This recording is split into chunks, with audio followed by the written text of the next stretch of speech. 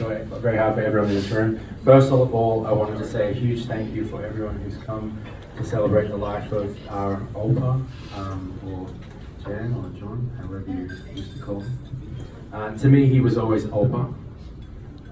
He was a wonderful Opa, and I just wanted to say a few words. I'm sure everyone has a John story, if not more than one.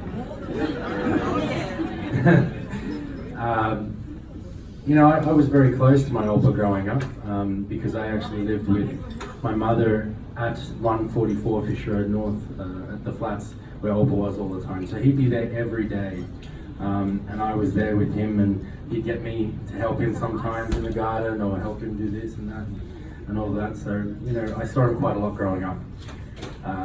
He was a wonderful man to me, wonderful man to many people, and I just wanted to say a few words about him very quickly, of my impression of him a few times, and a couple of things that might strike a chord with anyone in this room as well.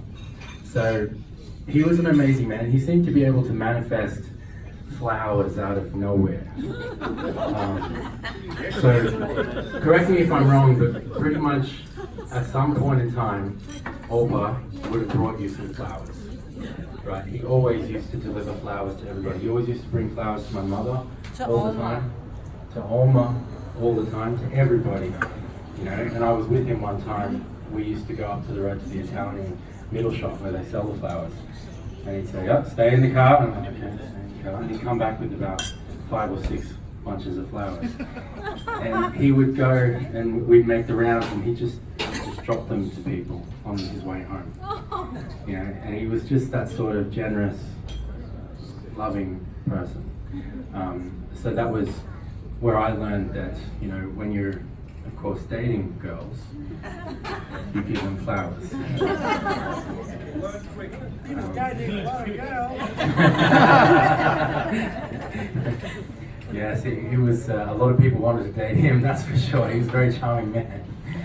But there was that, and I'm just going to tell you a couple of stories that I have up my sleeve. That maybe some of you guys have heard these stories or not, but there's a particular couple that just sort of Spring to mind. Yeah, they spring to mind, and they demonstrate this boyish sort of mischief. So there was actually one time that I was driving with him, and I was only a young man at the time of maybe 7 or 8, and we were building, and we were going to Uncle Michael's place. And we're in the van, and this is up near Newport. We're driving along, and Opa had a big trailer of stuff behind the car. And we're driving. And I didn't know what was happening. I was just like, "Oh, this is cool." And Opa just started like sort of freaking out, and I just hear this, and he says, "Oh shit! Oh shit!" And I'm just like, "What's going on?" And I look, and the trailer's next to us. And so the trailer starts bashing into the car as we're going down the hill towards this roundabout in Newport. And I'm just like, "Oh, what's going on?" And I was like, "Oh shit!" And then before I knew it, the car was on its side, and we plowed into this person's house. And I remember Opa pulling me out of the car, putting me on the side, and charming the person's house that he's just destroyed their car. He's like, "You wait there." And I waited there. He's just like, "Oh, this is okay. We can fix this. It's just a bit of, I remember it really vividly. And then he comes back to the car, and then by that time, I think Michael came as well, because he called Michael, and he wasn't supposed to bring me, so he was going to get in big trouble from my mother as well. But anyway, he comes back to me. We get into Michael's car because his car's toast. This is the first I've heard this story. He gets in the car, and you know what he says to me? He goes, "Don't tell your mother." He never did. This is the first I've heard of it. But it doesn't really matter now. We can laugh at it at the time. At the time, it was pretty scary. We can laugh about it at the time. But and he just didn't want to worry anyone, of course. Wait for the next one. The next one. Well, I'm sure we're gonna. Maybe have to moderate some of them. No, bring it on. No. I'll say one more, and it was just a testament to how playful he could be. It was at my 17th birthday party. He hosted a birthday party at his house. This was a place at Wheeler Heights.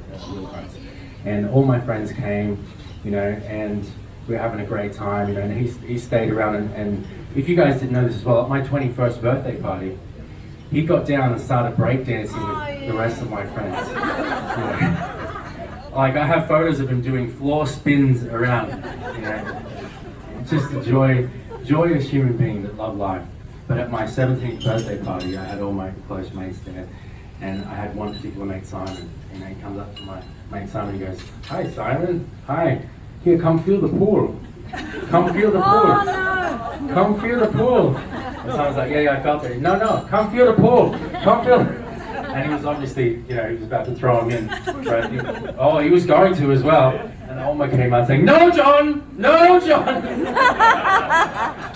And it's happened a couple times where my Oma has thrown people into the pool on show. Oh, yes. At least all felt. We know all about that. So anyway, he was a wonderful Oma, and I'll never forget him.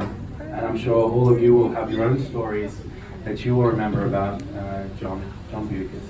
And I'd like everyone to raise a glass to John Beukers, a wonderful human being he was. We will miss him. We will. Please.